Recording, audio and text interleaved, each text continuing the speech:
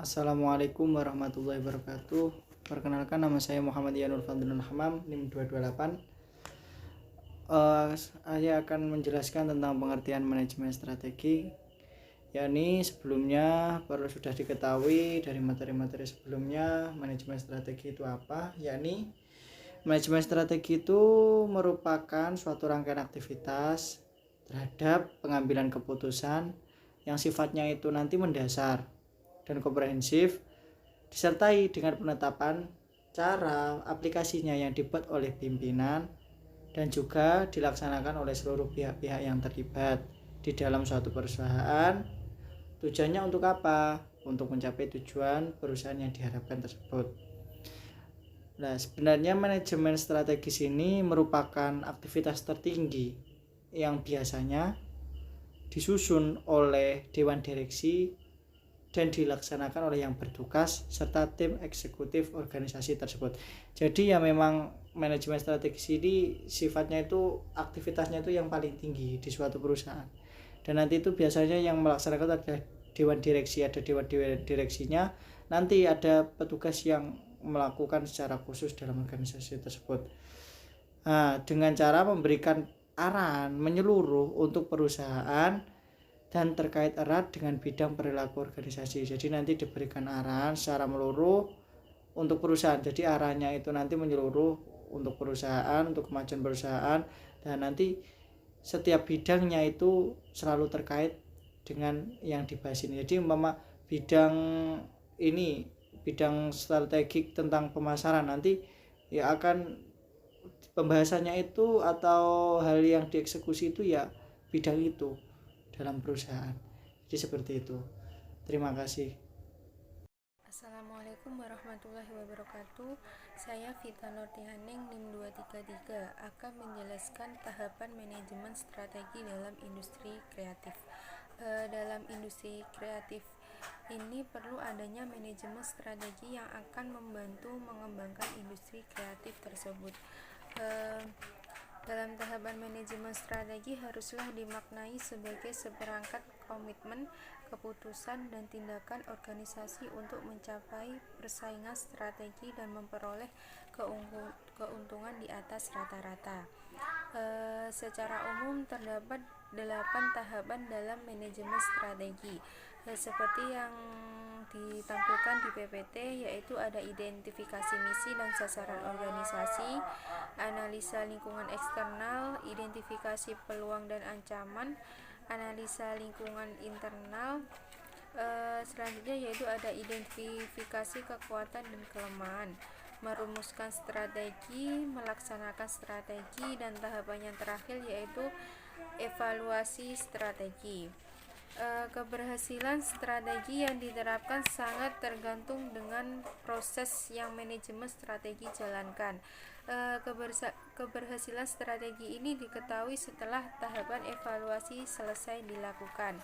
Adapun kegagalan strategi dalam mencapai tujuan yaitu padahal seluruh proses dan tahapan telah dilaksanakan, bisa terjadi karena perumusan strategi yang keliru ataupun analisa lingkungan yang keliru.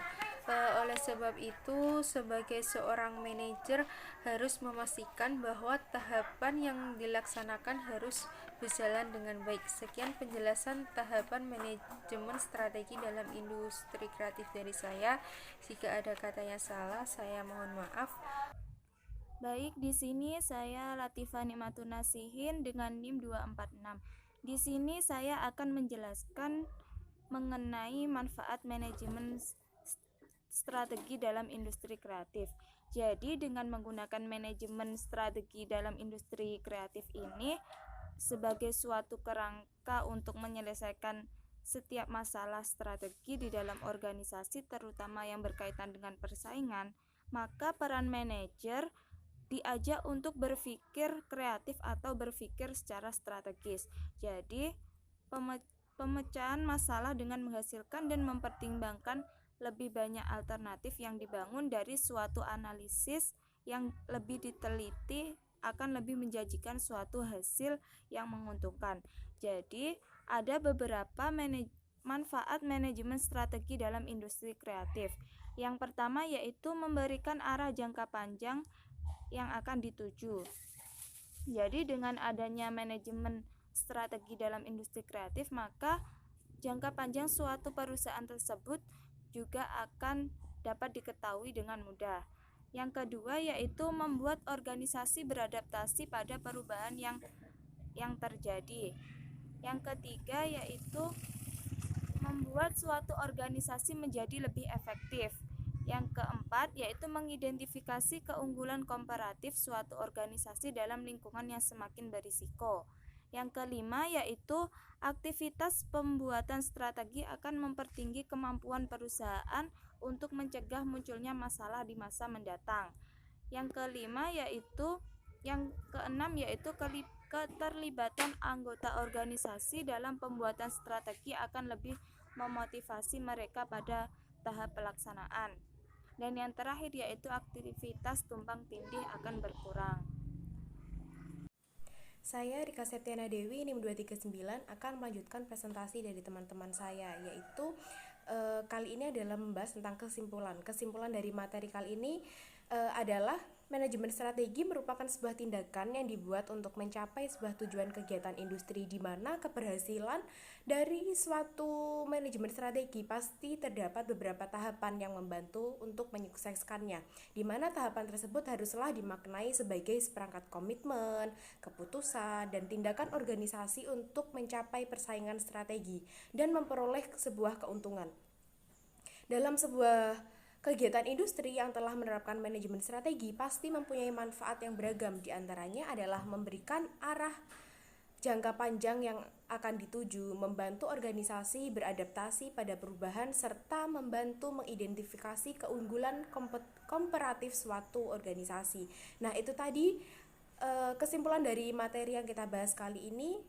Sekian, terima kasih.